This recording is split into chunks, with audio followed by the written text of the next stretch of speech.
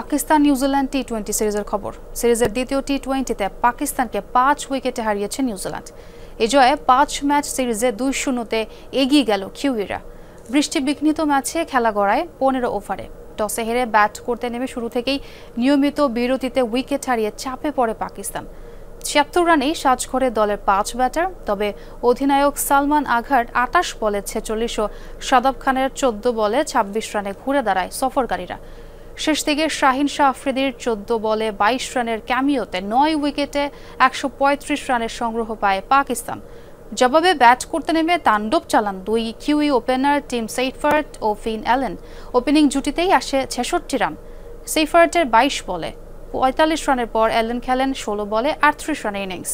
এরপর একে একে চ্যাপম্যান, জিমি নিশাম, ড্যারেল মিচেলরা দ্রুত ফিরলে 132 রানে 5 উইকেট হারায় নিউজিল্যান্ড।